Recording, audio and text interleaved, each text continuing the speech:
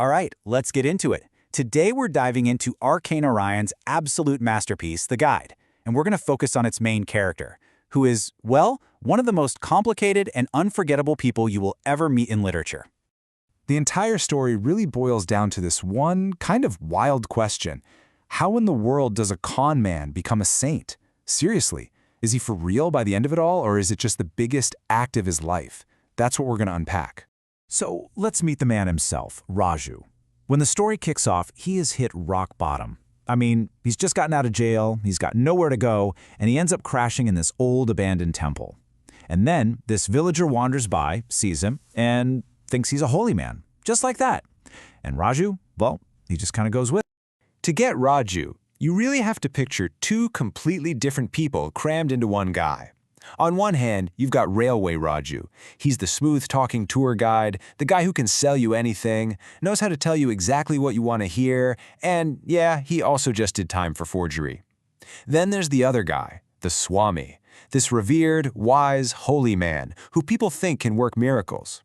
He's basically an accidental guru, and he gets completely trapped by the faith of these villagers.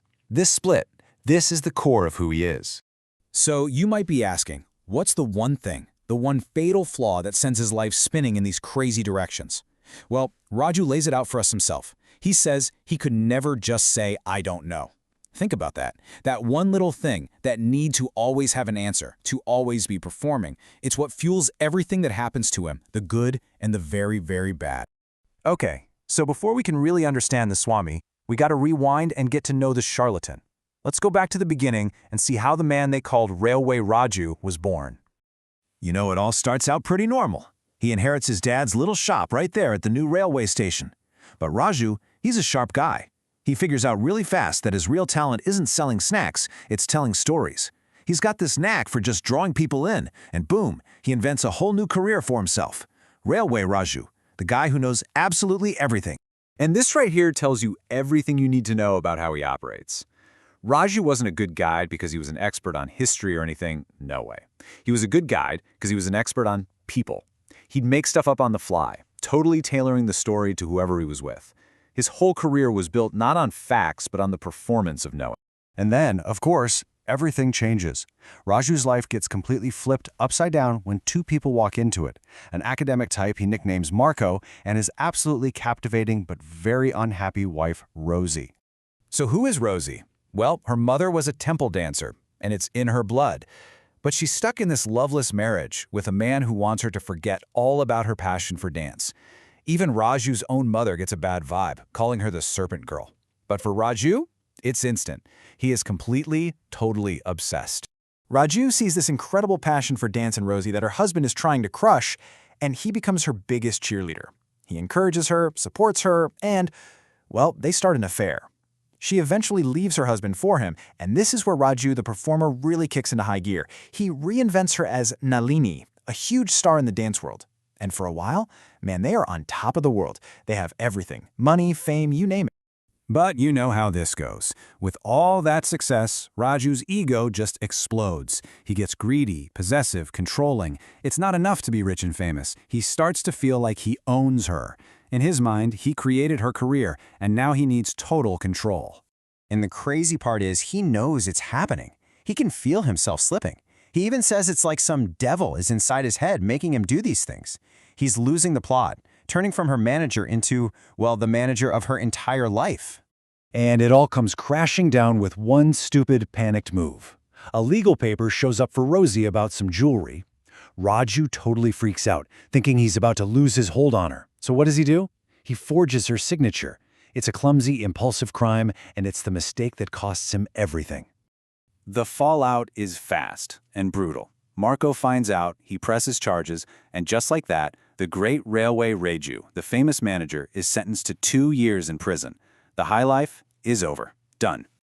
Okay, so this is where the story gets really wild. This is where he takes on his most unbelievable role yet. He gets out of prison, he's got no money, no direction, he just wanders around until he stumbles upon this old abandoned temple. And this is where the final act of his life begins. So picture this. He's got this long beard and hair from his time in prison. He's sitting there looking all serious and deep. and a villager named Velen walks by and is completely convinced he's a holy man, a great Swami.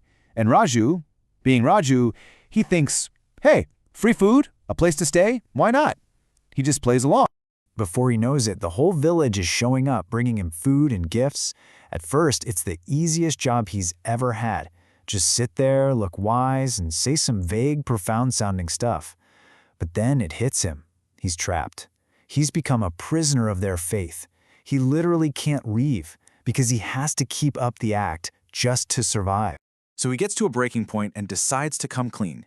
He sits Valen down and tells him everything. The whole story. Railway Raju, the con man, Rosie, the affair, the forgery, prison, all of it. He's trying to prove he's a total fraud.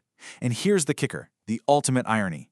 Valen listens to all this and inks it some deep spiritual story about redemption. Roger's confession just makes Valen believe in him even more.